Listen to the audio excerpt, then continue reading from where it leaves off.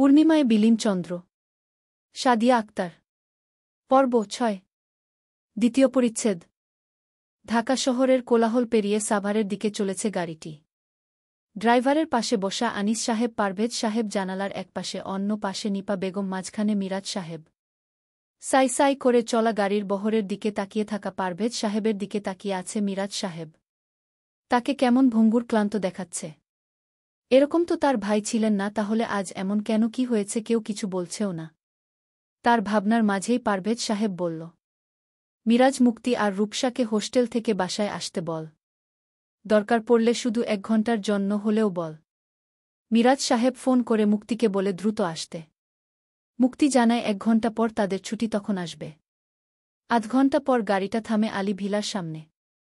বিশাল বড় বাড়িটায় নেহাত কম লোক থাকে না আজ। সবাই বাসায়। কামরুল সাহেব ও চন্দ্র পারভেজ সাহেবকে ভিতরে নেয়। এর মধ্যেই শিলা ও বেলা এসে ভাইয়ের কাঁধে মুখ গুজে কেঁদে দেয়। আরে থাম, কি মরা কান্নাকাটি শুরু করেছিস তোরা? বহু কষ্টে ২ বোনকে থামায় পারভেজ সাহেব। অনেক দিন পর বোনের সুর বাড়িতে ঢুকে আনিস সাহেবের অস্বস্তি লাগল। সে বলল, আপা আমি যাই, ওরা কি করছে কিছুই জানা হয়নি। আনিস। পারভেজ সাহেবের ডাকে যেতে নিয়েও থেমে যায় আনিস সাহেব। আম্মাটাকে নিয়ে একটু এখানে আসবি, এখনই একটু দেখব। আনিস সাহেব পারভেজ সাহেবের দিকে তাকিয়ে তাকে ফেরাতে পারে না। সে মাথা নাড়িয়ে চলে যায়। তখনই ঢোকে মুক্তি। রূপসার এসেই প্রথমে বাবার দিকে নজর যায়। দাম্ভিক চেহারাটা কেমন ভেঙে গিয়েছে, কেমন অসুস্থ অসুস্থ। বড়মা। চাঁদনী বেগমকে ডাকল রূপসা। মেয়েদের দেখে চাঁদনী বেগম অনেক খুশি হয়। তার পিছন দিয়েই ঢোকে রিশান শিহাব। চাঁদনী বেগমের কাছ থেকে পারভেজ সাহেবের অসুস্থতার খবর শুনে মুক্তি ও রূপসা কাঁদতে কাঁদতে শেষ। ২ মেয়েকে বুকে জড়িয়ে রাখে পারভেজ সাহেব। ততক্ষণে নিশাপূর্ব রায়োড্যান এসে হাজির। তারাও আজই হোস্টেল থেকে এসেছে। সবার দিকে তাকিয়ে পারভেজ আবার বাড়ির দিকে তাকায়, তাচ্ছিল্য হাসে। তিনি এত বড় বাড়িটার ছেলে মেয়েরা হোস্টেলে থেকে বেড়ায়। তার বড় মেয়েটা তো এই পাশে জাহাঙ্গীরনগর পড়েও হোস্টেলে থাকে। সকলের কথার মাঝে রেশমা বেগম ও আনিস সাহেব প্রবেশ করেন। মামা। মুক্তির কথায় সবাই গেটের দিকে তাকায়। এবার আনিস সাহেবের আরও অস্বস্তি হয়। তার সাথে হয় আরও একজনের, সে হল বেলা। আরে আয় আয় আনিস। ফের সকলের দিকে পারভেজের সাহেব তাকিয়ে বল, এখানে সকলেই উপস্থিত আছো। রূপসা, নিশা ও পূর্ব ও উপস্থিত আছো। আজ তোমাদের সামনেই বলছি, তোমাদের মাকে যদি আমি তালাক দেই তোমাদের কোনো সমস্যা? পারভেজ সাহেবের কথায় উপস্থিত সকলে চমকে ওঠে। বলে কি? পারভেজ? ধমকে উঠলেন কামরুল সাহেব। রোজিনা বেগম শব্দ করে কেঁদে উঠল। চাঁদনী বেগমের কাছে এই কান্না কুমিরের কান্না লাগল, তবুও কিছু বল না, তাকে ধরল না। উল্টো নিপা বেগম তাকে ধরতে গেলে তাকে আটকায় চাঁদনী বেগম। পাগল হয়েছেন মেঝো ভাইজান? এই বয়সে লোক হাসাবেন নাকি? লোক কি বলবে? তার উপর আপনি এই এলাকার মেয়র। ছিলাম মিরাজ, আমি এই এলাকার মেয়র ছিলাম। এখন আর নেই, আমি ইস্তফা দিয়েছি মেয়র পদ থেকে। আর দ্বিতীয় কথা, এটাই আমার শেষ সিদ্ধান্ত। বজ্রকণ্ঠে বলল পারভেজ সাহেব। এবার মুখ খুল রূপসা। তবে আমি বলব কেন হঠাৎই আপনার ওয়াইকে আপনার তালাক দেয়ার জরুরি পড়ল? তার আসল রহস্য উন্মোচন হয়েছে তাই। হাসলেন পারভেজ সাহেব। আনিস সাহেবের সামনে দাঁড়ায়। আনিস সাহেবের হাতের মুঠো থেকে পুনমের হাতটা ছাড়িয়ে নেয়। পুনমকে নিয়ে সামনে এগোয়। পুনম যেতে না চাইলে পারভেজ সাহেব তার মাথায় হাত বুলিয়ে বল, ভাই বোনদের সাথে পরিচয় করিয়ে দিব আম্মাজান। রূপসা ও মুক্তির সামনে দাঁড়ায় পারভেজ সাহেব। তাদের সামনে পুনমকে রেখে বলল, তোমরা ২ বোন আমার সাথে রেগেছিলে না আমার কারণে? তোমাদের বোন পৃথিবীর আলো দেখেনি। এতদিন তোমরা ভুল জানতে, তাকে পৃথিবীর আলো দেখাতে চায়নি এই মহিলা। রোজিনা বেগমের দিকে আঙ্গুল তুলে বলল। রূপসা হতবাক দৃষ্টিতে তাকিয়ে আছে। কি বলল তার বাবা? পারভেজ সাহেব আবার বলল, এই তোমার সেই ছোট্ট বোনটাকে লবণ খাইয়ে মারতে চেয়েছিল তোমাদের মা। পারভেজ সাহেবের কথায় এবার পুনম ও চমকে উঠল। তার মুখের দিকে তাকিয়ে ফের পারভেজ সাহেবের আঙ্গুল উঁচু করা মহিলার দিকে তাকায়। পারভেজ সাহেবের হাত থেকে নিজেকে ছাড়িয়ে পুনম আনিস সাহেবের বুকে ঝাঁপিয়ে পড়ে। কাঁদতে কাঁদতে বলে, আব্বু আব্বু, উনি কি বলছে? আমি কিছুই বুঝতে পারছি না। রোজিনা বেগমকে দেখিয়ে বলল, উনি আমার আম্মু মানে কি? উইয়া আমার আম্মু আব্বু বলো না। তোমার সামনে দাঁড়ানো মানুষটাই তোমার আব্বু আম্মাজান। আনিস সাহেবের কথায় পুনম মুখ তুলে তার দিকে তাকায়। হতবাক দৃষ্টিতে তার দিকেই তাকিয়ে থাকে। অপর দিকে মুক্তি। রূপসাও অবাক, তার সেই বোনটা না মারা গিয়েছে এমনি তো সবাই বলেছে, তাহলে এতদিন পর? আর আব্বু এগুলো কি বলছে? ভেবেই রূপসা পারভেজের সাহেবের দিকে তাকিয়ে বল, বনুটা না মারা গিয়েছিল আব্বু? যার মৃত্যুর সংবাদে আমার বড় মেয়েটা আমার সাথে কথা বলে না। সে তো মরেনি আম্মাজান, তাকে ওই মহিলা মেরেই ফেলেছিল। আনিস তাকে বাঁচিয়েছে, ওই মহিলা তাকে চায়নি, তাই তো তাকে দিয়ে দিয়েছিল আনিসকে। ঝিনুক, রিমি, রায়, জ্ঞান, নিশা ও পূর্বের কাছে আনিস সাহেব নতুন হলেও রূপসা, মুক্তিচন্দ্র, রিশান, শিহাব এদের কাছে উনি মামা, যার কাঁধে একসময় তারা চড়ে বেরিয়েছে। মুক্তি অবাক হয়ে বল, মানে? পারভেজ সাহেব রোজিনা বেগমের পরকিয়া বাদে সবকিছুই সংক্ষিপ্তাকারে বলে। সব শুনে রূপসা শব্দ করে হেসে দেয়, ইনি কোনো সন্তানকে ভালোবাসে বলতে পারো? আব্বু কাউকেই ভালোবাসতে পারেনি, তাই তো এই পর্যন্ত যতটুকু মায়ের আদর পেয়েছি সেটা বড় মায়ের কাছ থেকেই পেয়েছি। বলেই রোজিনা বেগমের দিকে ঘৃণার দৃষ্টি দিয়ে পুনমের দিকে তাকায়, যে আপাতত আনিস সাহেবের বুকে কাঁদছে। নাম কি তোমার? মুক্তি আর রূপসা একসাথে জিজ্ঞাসা করলে। পুনম মুখ তুলে বাবার দিকে তাকায়। আনিস সাহেব ইশারা করলে পুনম বলল, জোহরা তাবাচ্ছুম পুনম। তুই আমাদের বনু, তাই না? আনিস সাহেবের বুকে ঢুকে বল, কিসের বনু? আমার কোনো বোন নেই, আমার একটাই ভাই পরশ। পরশ, আয় আপি বাসায় যাব। পরশ আসতেই পুনম তাকে নিয়ে সেখান থেকে দৌড়ে চলে গেল। মুক্তি আর রূপসা আহত চোখে তার যাওয়ার দিকে তাকিয়ে থাকল। এই বোনটাকে তারা না দেখেই ভালোবেসেছে। রোজিনা বেগমের পেটে দুই বোন কান পেতে থাকত যখন সে পেটে ছিল। তার মৃত্যুর খবরে রূপসা সব দোষ দিয়েছিল পারভেজ সাহেবের। তার ধারণা মতে বাবা বাসায় না থাকায় বাবার সাথে রাগ করে তার বনু চলে গিয়েছে, সেই থেকেই বাবার সাথে রেগেছিল রূপসা। এরপর নিশা ও পূর্ব হল, তবুও সেই বোনের প্রতি ভালোবাসা কমাতে পারে না। মামু, আমাদের বোনটা এভাবে চলে গেল কেন? মামু বলো না, ও কি আমাদের সাথে থাকতে চায় না? আমাদের ঘৃণা করে? আনিস সাহেব আগলে নেয় রূপসা ও মুক্তিকে।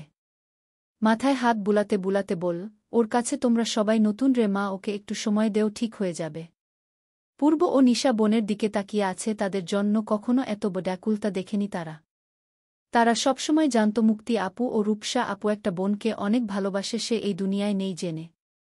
এখন তো সে আছে, তাহলে কি তাদের আর ভালোবাসবে না? যাই হোক, অনেক হয়েছে, এতদিন পর সবাই আমরা এক হয়েছি। সেই হিসেবে বড় মামি জম্পেস একটা খাওয়া দাওয়ার ব্যবস্থা করো তো, পেটে ইঁদুর দৌড়াদৌড়ি করছে। রিশানের কথায় পরিবেশটা হালকা হয়। আপা, আমি যাই দেখি মেয়েটা কোথায় আছে। আনিস সাহেব রেশমা বেগমকে নিয়ে চলে যেতে নিলে তাকে আটকায় চাঁদনি বেগম। আনিস সাহেবের হাত ধরে বল, জানি আপার প্রতি তোর অনেক রাগ ভাই। না না করে উঠল আনিস সাহেব বলল, না রে আপা, তোর প্রতি আমার রাগ নেই, কখনো ছিল না। তুই তোর দায়িত্ব পালন করেছিস, আর আমি আমার বর্তমানে অনেক খুশি। হয়তো তুই আমার ভালো চাইতিস, তাই ওর সাথে বিয়ে দিয়েছিস, এবং সত্যিই আমি অনেক সুখে আছি। এখন তাহলে দুপুরে আপার বাসায় খাবি, তাহলে বুঝ তুই রেগে নেই। তার সাথে তাল মিলিয়ে পারভেজ সাহেবও বলল, ডারে থেকে যা, খাওয়ার পর তোর সাথে আমার আরেকটি কাজ আছে। তো ডা থেকে গেল আনিস সাহেবরা। তবুও পুনমের কথা বলতেই চাঁদনি বেগম বলল, খাবার নিয়ে যাস। হুয়া আপা, কালই চলে যাবরে আপা, মেয়েটার কাল পরীক্ষা আছে। আজ বন্ধ থাকার কারণে এখানে আসতে পেরেছি। আনিস সাহেবের কথা শুনে সবার খাওয়া হাত থেমে গেল। এখানেই থেকে যা না ভাই, এখন তো সব ঠিক আছে। আনিস সাহেব মাথা নাড়িয়ে বলল, আমার মেয়ে এখানে থাকতে চায় না রে আপা, বাসায় যেতেই শুরু করবে, কখন বাসায় কখন যাব। আনিস সাহেবের আমার মেয়েটা কথাটায় কতটা অধিকার আছে, যেটা পারভেজ জন্মদাতা হয়েও বলতে পারল না। চলবে। পূর্ণিমায় বিলীন চন্দ্র। সাদিয়া আক্তার। পর্ব ৭। দ্বিতীয় পরিচ্ছেদ। নিকষ কালো অন্ধকার। ছাদের এক কোণে বাল্ব জ্বলছে হাই পাওয়ারের। পুনম ছাদের এক কোণে দাঁড়িয়ে আছে। এই পরিবেশ তার জন্য নতুন। এত বড় বাড়ি পুনম দেখেনি, এত জাঁকজমক ও দেখেনি। সে বাবা মা ভাই নিয়েই তার জীবন ছিল, সেই জীবন ছিল সহজ সরল। কাল জার্নিতে ক্লান্ত হয়ে ঘুম আসলেও আজ আসছে না। ঢাকা শহরের আলো আধারিতে চায় পুনম। সে এখানে থাকতে চায় না। তার জীবনটা ছোট, এই ছোট জীবনে সে এইসব চায় না। তার ভালো লাগছে না, তাই তো বাবাকে মিথ্যা বলেছে যে কাল তার পরীক্ষা আছে। কিন্তু সত্যিটা হলো কাল তার কোনো পরীক্ষা নেই, ইভেন সেদিনই পরীক্ষা শেষ হয়ে গেছে। মৃদু হাওয়া বয়, পুনম চোখ বন্ধ করে। তখনই চোখের সামনে ভাসে দুপুরের সেই দৃশ্য। সেখান থেকে আসার পর ক্ষণে ক্ষণে সেই দুপুরের কথাটাই মনে পড়ছে। তাকে তার জন্মদাত্রী চায়নি। কেন চায়নি তার জানার ইচ্ছাও নেই, সে শুধু জানে তার মা একজনই, যে তাকে মায়ের থেকে বেশি আদর দিয়ে বড় করেছে।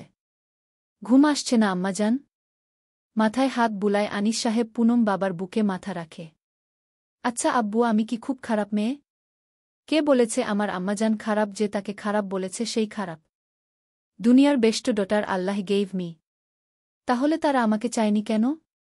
চুপ হয়ে গেল আনিস সাহেব। কেঁদে উঠল পুনম। ফিসফিসিয়ে বলল, আমার কেমন জানি লাগছে, আব্বু নিজের প্রতি কেমন ঘৃণা আসছে। হুশ হুশ, কাঁদে না আম্মাজান। কে বলেছে আমার মেয়েকে কেউ চায় না? আমরা জানি তুমি আমাদের জন্য কি।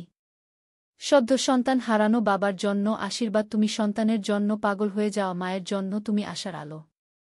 আনিস সাহেবের কথায় তার দিকে তাকায় পুনম। আনিস সাহেব আবার বলল, তবে একদিকে কথা ভেবে অন্য কাউকে কষ্ট দিতে পারো না? ওই লোকটাও তোমার বাবা আম্মাজান। সে তো জানতই না তুমি আছো।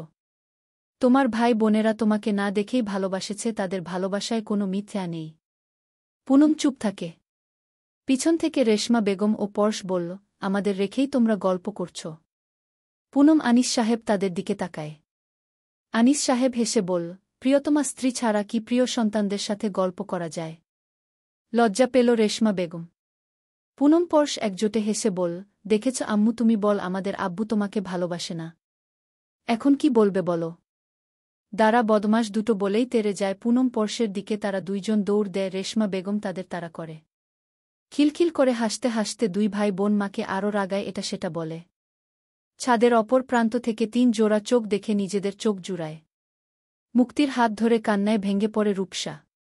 মুকু, এই সুখের মুহূর্তটা আমাদেরও হতে। মুক্কু, কেন কেন উনি এমন করল? আমার বাবাটা কি এতটাই খারাপ যে ওই মহিলা আমার বাবার সাথে প্রতারণা করল? বলো না মুক্কু। কাঁদতে কাঁদতে মুক্তি আগলে নেয়। দুইজন বোন ও বেস্ট ফ্রেন্ডের মতো একসাথে বড় হয়েছে। পারভেজ সাহেব মেয়ের কান্না দেখে যায়, আবার ছাদে তাকায়। একসময় আনিস নিঃস্ব ছিল, আজ সেই আনিসের ভরা সংসার।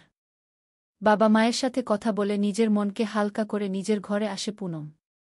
সে ঠিক করেছে এখানেই থাকবে, ঢাকা যাবে না। আনিস সাহেব বুঝিয়েছে তাকে না যাওয়ার জন্য। ভাবতে ভাবতে ওয়াশরুম থেকে বের হয়েই ভরকে যায় পুনম। চেয়ারে বসে বৃদ্ধা আঙ্গুল থুতনিতে চেপে, বাকি 4 আঙ্গুল কপালে ডান পাশে চেপে বসে আছে। আপনি এখানে কেন ভাইয়া? ডোন্ট কল মি ভাইয়া, আম নট ইউর ভাইয়া and you your not my sister type, okay? বলেই দাঁড়িয়ে ওয়েস্ট কোট খুলে পুনমের বিছানায় ছুঁড়ে ফেলে। আরে আরে করছেন কি? আম হাংরি, ভাত থাকলে আনো, সকাল থেকে খাইনি।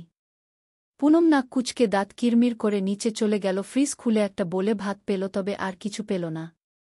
ফ্রিজ থেকে ভাত বের করে গরম দিল, এর মধ্যে পেঁয়াজ মরিচ কেটে নিল, ডিম ভাজার জন্ধ। ডিম ভেজে ঘরে ঢুকতে দেখে চন্দ্র শার্টের টপ 4 বোতাম খুলছে। Hey don't. পুনম আর কিছু বলল না, ভাতের ঢাকনা উঠিয়ে বল, ভাত ছাড়া আর কিছু পাইনি তাই ডিম ভেজে দিয়েছি। গুড বউ। মানে খুব ভালো বউ হবে তুমি। বলেই চন্দ্র খেতে লাগল। পুনম হাত চেপে দাঁড়িয়ে রইল। চন্দ্র খাওয়া শেষ হতেই চন্দ্র বল, হাত ধোয়ার পানি লাগবে। পুনম এবার বেশ বিরক্ত হল। তার ইচ্ছা করল বলতে, কেন রে, তোদের বাড়িতে কি পানি নেই? তবে সবসময় ইচ্ছা করলেই সবকিছু বলা যায় না। তেমন পুনম চাইলেও বলতে পারেনি, কারণ তাকে বেয়াদবি করতে শিখায়নি আনিস সাহেব। তাই করতে পারল না। বাথরুম থেকে মগ ভরে পানি এনে চন্দ্রর হাত ধুইয়ে দিতে চন্দ্র পুনমের ওড়নায় হাত মুছে বিছানায় হাত পা ছড়িয়ে শুয়ে পড়ল। বালিশে মুখ গুজে বলল, আজকের জন্য এই রুম আমার, তুই অন্য কোথাও যা। রাগে কিরমির করতে করতে পরশের রুমে গেল। পরশ ঘুমিয়ে আছে। মাঝে বালিশ রেখে এক কোণে ঘুমিয়ে পড়ল। স্নিগ্ধ সকাল। আনিস সাহেব ফজরের আজানের পরপরই হাঁটতে বেরিয়েছে। সাথে পুনম আজ আর চায়ের বাসায় বসাবে না, কোনো টং দোকানে 4 জন মিলে চা খাবে। তাই রেশমা বেগম, আনিস সাহেব, পরশ, পুনম বের হয়েছে। পরশের সাথে দুষ্টুমি করতে করতে পুনম হাঁটছে। পিছন থেকে কেউ বলল, আমরা কি জয় করতে পারি? আনিস সাহেব পিছনে ফিরে দেখো চন্দ্র বাদে পুরো পরিবার হাজির। কামরুল সাহেব হেসে বলল, আজ আমরাও চা খাব, আমাদের কি এই মুহূর্তে শামিল করা যাবে? আনিস সাহেব বিস্তর হেসে বলল, মোস্ট ওয়েলকাম দুলাভাই। টং দোকানের বড় বেঞ্চিতে বসে সবাই পরশ পুনমের পাশে বসে, তা দেখে পূর্বের ও লোভ জাগল। সে পুনমের পাশে বসে চা দিতে শুরু করলে পরশ কাপ নেয় না, পুনম নেয়।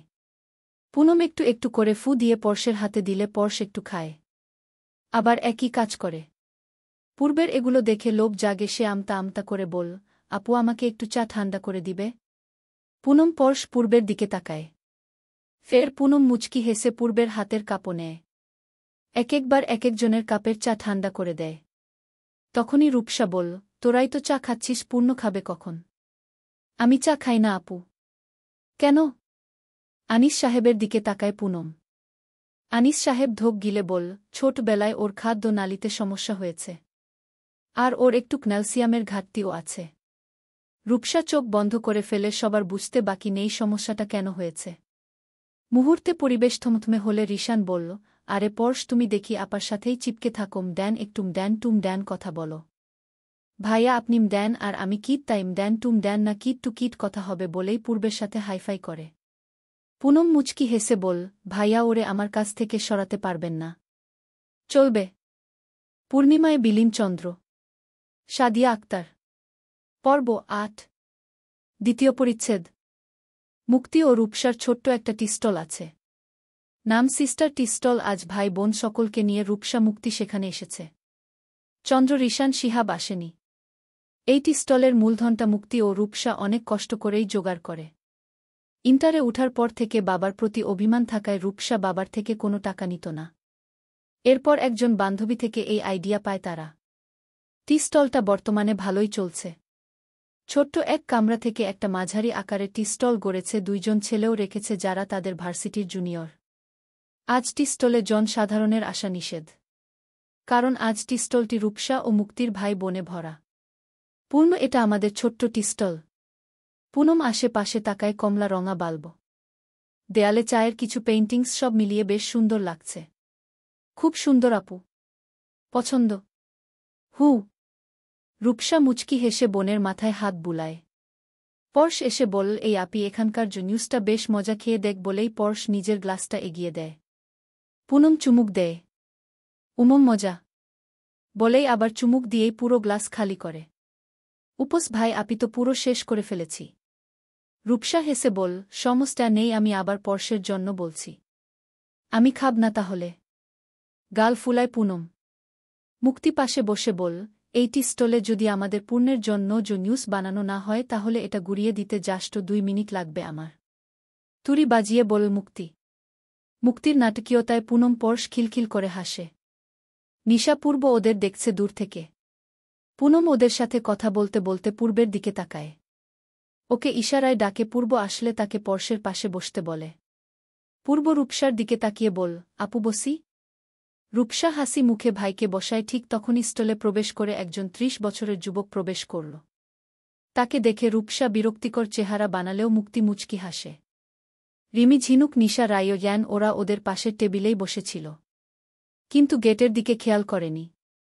ওরা নিজেদের মধ্যে আলোচনা শুরু করল, দেখেছিস ওই মেয়েটাকে, আপুরা কি সুন্দর আদর করে কথা বলে, আমাদের সাথে এমন গম্ভীর কেন?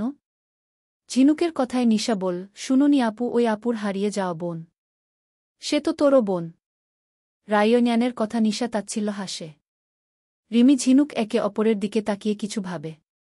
আচ্ছা রায়জ্ঞান, ওই মেয়েটা কোন ক্লাসে পড়ে? রিমির প্রশ্নের উত্তরে রায়জ্ঞান কিছু বলতে যাবে, তখনই পিছন থেকে রূপসা বলল, ওই মেয়েটা তোমাদের বোন আর ওর একটা নাম আছে। রূপসার কথায় ওরা কিছু বলে না, তখনই রূপসার কানের পিছনে কেউ বল, হো ডালো মিস রূপসী। ইট কিস রূপসাম ম্যাজিস্ট্রেট সাহেব। হায়, আপনাকে দেখে তো আমার রূপসী কথাটাই আসে, আসল নামটা মনে থাকে না।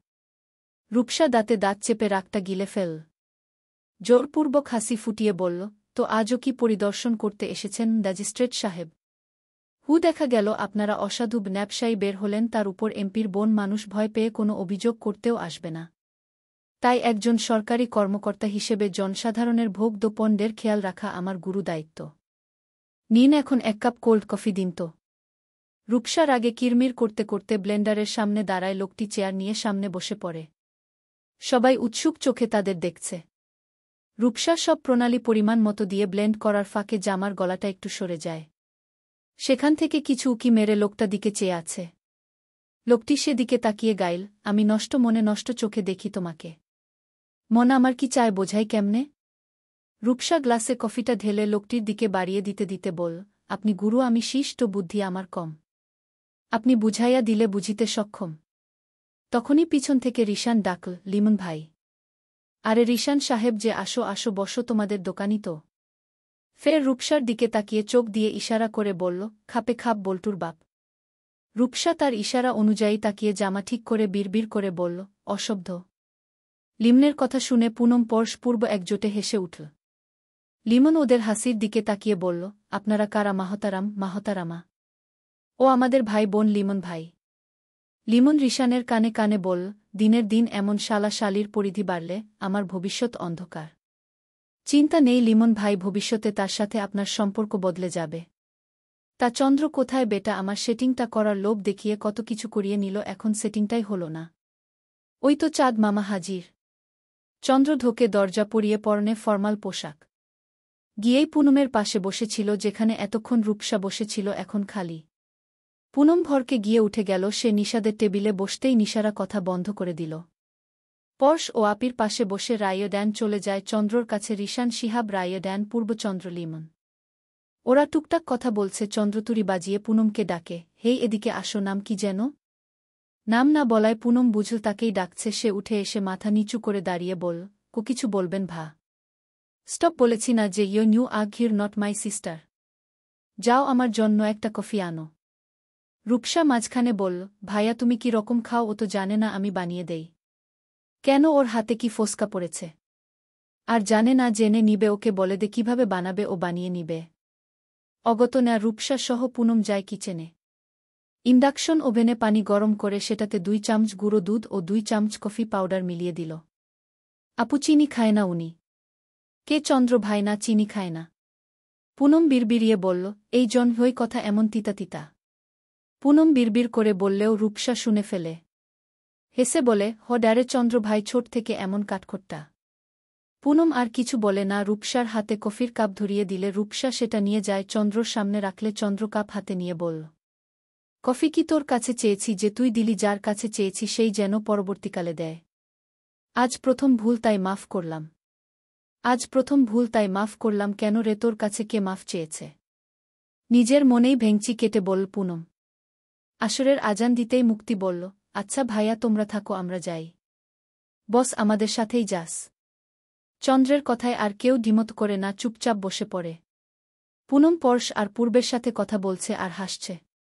ওদের পাশে রূপসা ও মুক্তিও বসে পড়ে। তা দেখে নিশা জ্বলে পুড়ে ছারখার হয়ে যায়। সে পূর্বকে ডাকে। পূর্ব বিরক্তি নিয়ে বল, কি সমস্যা আপু বলো, এখানেই তো আছি। চলবে। পূর্ণিমায় বিলীন চন্দ্র। সাদিয়া আক্তার। পর্ব 9। দ্বিতীয় পরিচ্ছেদ। পূর্বের কথা শুনে নিশা উঠে দাঁড়ায়। মুহূর্তের মধ্যেই পরিবেশ থমথমে হয়ে যায়। নিশা চলে যেতে নিলে রূপসা আটকায়। নিশা এভাবে যায় না বনু। পূর্ব আপুকে সরি বলো। পূর্ব সরি বলতেই নিশা চুপচাপ বসে পড়ল, কোনো কথা বলল না। তখনই রূপসার ফোনে আনিস সাহেবের ফোন ঢুকল। তাদের সবাইকে দ্রুত বাসায় যেতে বলেছে। চন্দ্র লিমনকে বিদায় জানিয়ে সবাইকে নিয়ে বাসায় ফেরে চন্দ্র। বাসায় ফিরেই থমথমে পরিবেশ দেখে সবাই চুপ হয়ে যায়। পারভেজ সাহেবের সামনে ফ্লোরে বসে রোজিনা বেগম কাঁদছে। পুনম আনিস সাহেবকে ডাকে, আব্বু।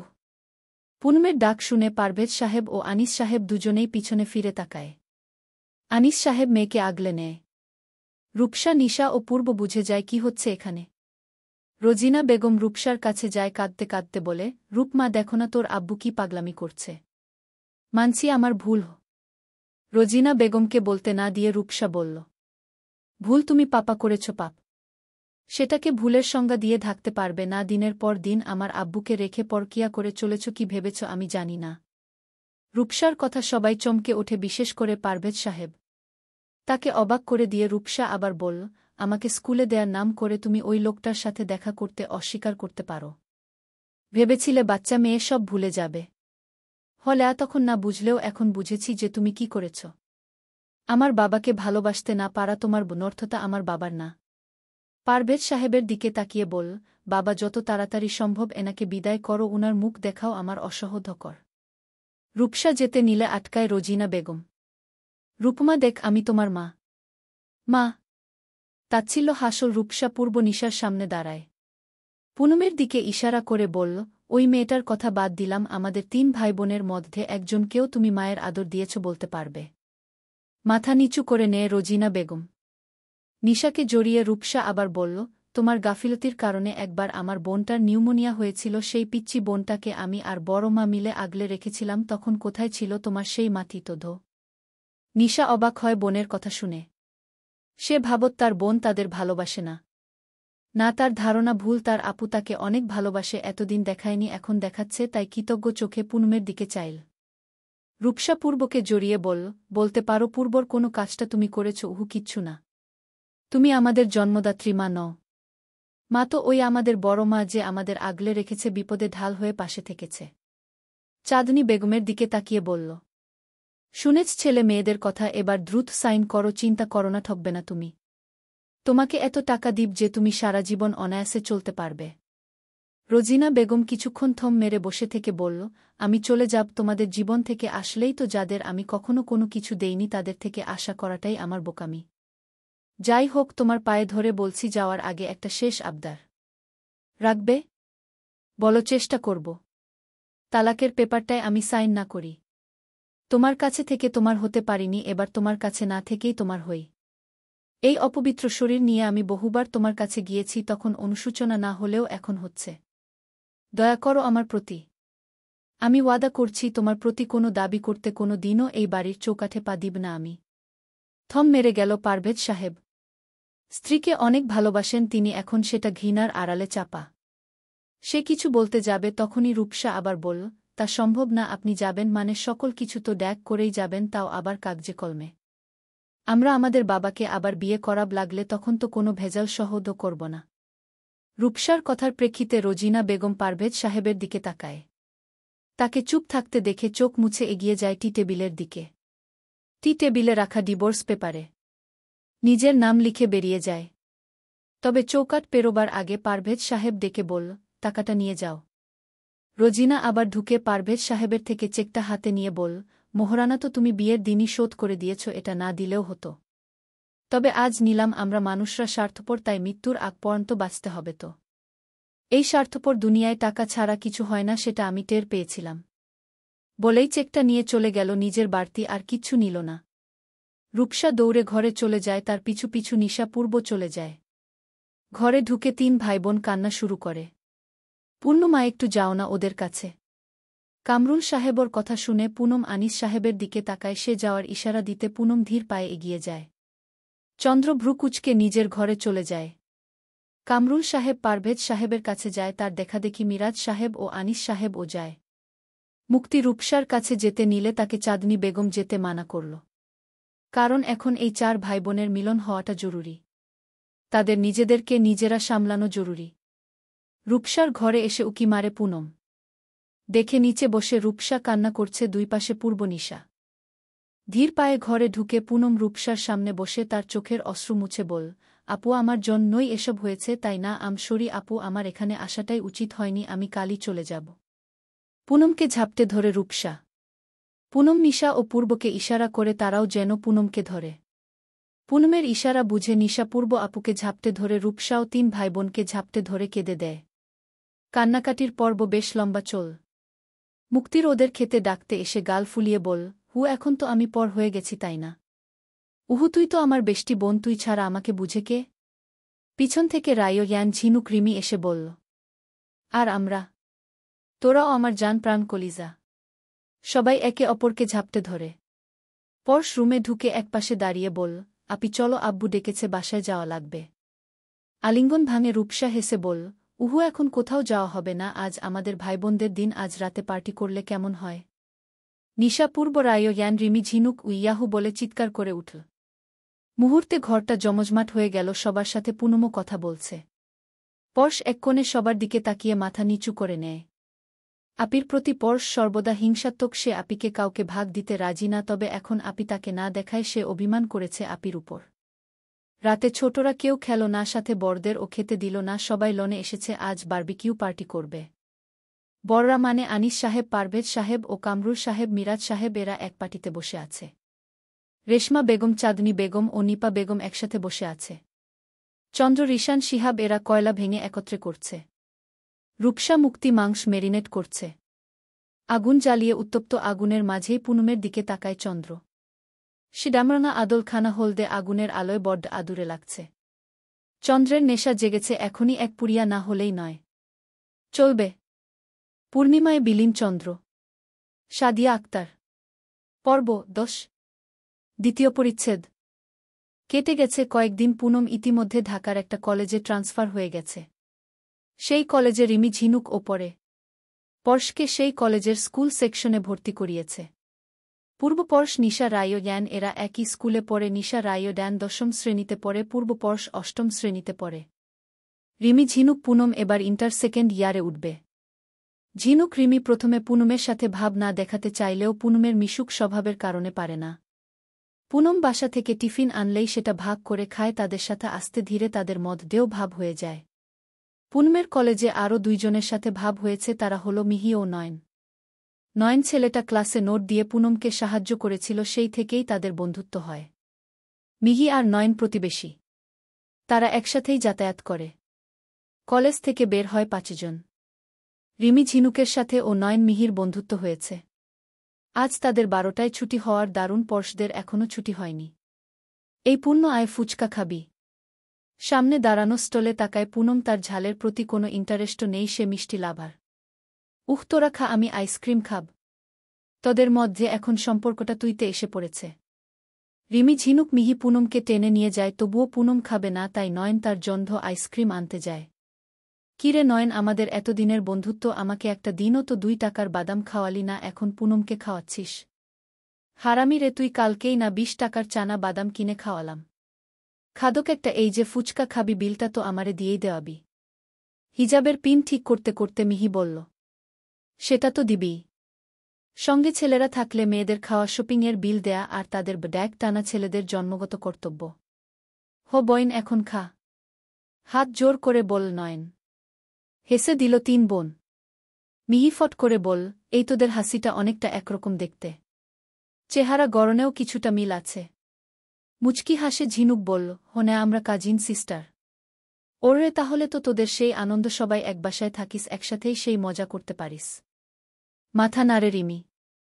আরও কিছুক্ষণ কথা চল তাদের, তখনই পর্শ ডাকল। সাথে পূর্বর আয়োনিয়ান নিশা। তারা এগিয়ে আসে। পুনম আধ খাওয়া আইসক্রিম পর্শের সামনে ধরলে পর্শ এক কামড় দেয়। পূর্ব সেদিকে তাকিয়ে থাকে। পুনম পূর্বের কাছে ইস্তত বোধ করে বল, আমার এটো খাবে? পূর্ব বিস্তর হেসে বলল, তুমি পর্শের যেমন আপি, আমারও আপি। পর্শ যদি খেতে পারে, আমি কেন পারব না? পুনম হেসে পূর্বের সামনে আইসক্রিম ধরে। সেও খায়। নিশার কেন জানি ওই আইসক্রিম থেকে আইসক্রিম খেতে ইচ্ছে করছে, তবে জড়তার কারণে বলা হচ্ছে। পর্শ পুনম পূর্ব কথা বলতে থাকে। সকলে একসাথে কথা বলতে বলতে বাড়ির রাস্তা ধরে। আপি আব্বুকে বলব আমাদের সাইকেলটা নিয়ে আসতে, তাহলে আর সমস্যা হবে, কি বলিস? খুশি হয় পুনম উচ্ছ্বাসে বলে, ঠিক বলেছিস, এখানে বাড়ির পিছনে বেশ জায়গা, সেখানেও চালানো যাবে। এই আপি, কাল আমার অ্যাসাইনমেন্ট, সেটার আর্ট করে দিবি কিন্তু। তখনই পূর্ব অবাক স্বরে বলল, আপি আর্ট করতে পারে? হলে খুব সুন্দর আর্ট করতে পারে। তাহলে আপু আমাকেও একটা আর্ট করে দিবে? আচ্ছা, দুজনকেই করে দিব। আজ বিকালে আমরা তাহলে আর্ট করব। ওকে? ওকে। ঠিক হয়। বিকাল ৫টার দিকে তারা পুনমদের বাসার ছাদে একত্র হবে। আগ্রহ প্রকাশ করে ঝিনুক ও রিমিও, তাই তাদেরকেও আসতে বলল। পুনমরা ছাদে পৌঁছে দেখে আগে থেকেই সেখানে রিশান, শিহাব ও চন্দ্র হাজির ছিল। পুনমের হাতে আর্ট ম্যাটেরিয়ালস, সবার হাতেই কিছু না কিছু আছে। কিরে তোরা এই সময় এখানে? আমরা পুনমের আর্ট দেখতে এসেছি। আর তোমরা এখানে কি করছ? রিমির প্রশ্নে আমতা আমতা করে রিশান কি বলবে, ওই ঝিনুক রানীকে এক পলক দেখার জন্য এখানে আসা।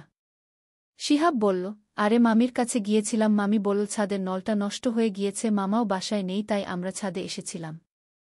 ও ও, তো এসেছ যখন বসো। পুনম নাকি খুব সুন্দর আর্ট করে, ওর আর্ট দেখব। সত্যি পুনম? রিশানের প্রশ্নে পুনম মুচকি হেসে বলল, জি ভাইয়া, আঁকতে পারি, তবে মোটামুটি। তাহলে দেখি তোমার মোটামুটি আঁকা। পুনম প্রথমে পূর্ব ও পর্শের অ্যাসাইনমেন্টের আর্ট করে, তারপর রিমি ও ঝিনুককে খুব ছোট মাশাল্লাহ এঁকে দেয়। তা দেখে রিশান বলল, এই পুনম, আমাকে একটা আয়াতুল কুরসি এঁকে দিও তো, বেশ ভালো আঁকো তো। জি ভাইয়া, এখনই দিব নাকি? আসলে আমার কাছে আর ক্যানভাস নেই। তখনই চন্দ্র বলল, ক্যানভাস কাল পেয়ে যাবে, আর আয়াতুল কুরসিটা যেন ওর না আমার হাতে দেয়া হয়।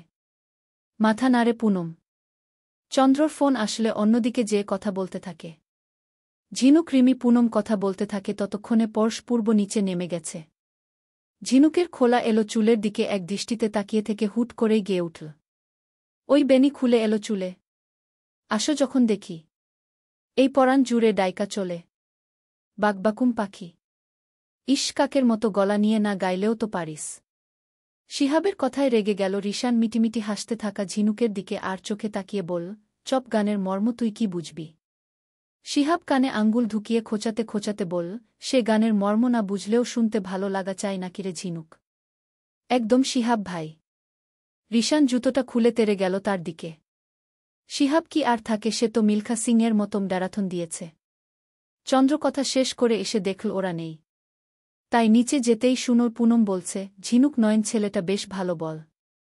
হডা, ও আমাদের ক্লাসের টপার, সহজে আগে মিহি বাদে কারো সাথে কথা বলতে দেখিনি, এই প্রথম আমাদের সাথে কথা বলল। ওরা আরও অনেক কথাই বলল, তবে চন্দ্রর কানে যেন একটা নামই আটকে গিয়েছে, সেটা হলো নয়ন। পার্টি অফিসে বসে আছে চন্দ্র। তখনই লিমন ঢুকল। ধপ করে বসে পড়ল, শালা চন্দ্র, আজ তোমার জন্য ম্যাজিস্ট্রেট হয়েও বেআইনি কাজ করতে হয়। সেটা বেআইনি কই লিমন ভাই, আমার ব্যবসাটা সরকার কর্তৃক সম্পূর্ণ বৈধভাবেই অনুমতি নেয়া। তোমার তো কোনো অভাব নেই চন্দ্র। তোমার বাবার ঢাকা সাভার মিলিয়ে মোট 5টি স্বর্ণের শোরুম। পারভেজ আঙ্কেলের আলাদা ব্যবসা আছে। মিরাজ আঙ্কেল সচিব, তাহলে কার কি আছে সেটা দেখার সময় আমার নেই লিমন ভাই, এই রাজনীতি থেকে দূরেই ছিলাম। কি হলো, এই রাজনীতি আমাকে ধ্বংস করেছিল, কালিমা লেপে দিয়েছিল। সেই কালিমা থেকে বাঁচানোর জন্য ছোট আব্বু আমাকে রাজনীতিতে যোগদান করায়।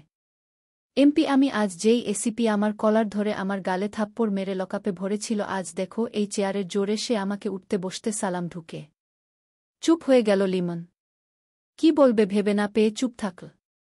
তখনই ঢুকল রিশান, ক্লান্ত স্বরে বলল, ভাই, ওই নয়ন ছেমরারে শিহাব হাসপাতালে নিয়ে গেছে। পুনমরে নাকি আজ আইসক্রিম কিনে দিয়েছিল। চেয়ারে ডালান দিল চন্দ্র, যেই হাত দিয়ে আমার জোহরার হাত আইসক্রিম ধরিয়েছিল সেই হাত গুড়িয়ে দিসনি। সেটা বলতে হাসে চন্দ্র। তা দেখে লিমন বল, ছেলেটা বাচ্চা চন্দ্র, আর বন্ধুদের মধ্যে এগুলো নরমাল। সেই জন্যই তো জানে মারিনি লিমন ভাই, জাস্ট হালকার উপর ঝাপসা দিয়ে ছেড়ে দিয়েছি। লিমন কিছু বলল না, শুধু দেখতে পেল ওই শান্ত চোখে পুনমের জন্য এক জ্বলন্ত অবশেষণ। লিমন বুঝল পুনম নামক মেয়েটা ফেসেছে, খুব বাজে ভাবেই ফেসেছে।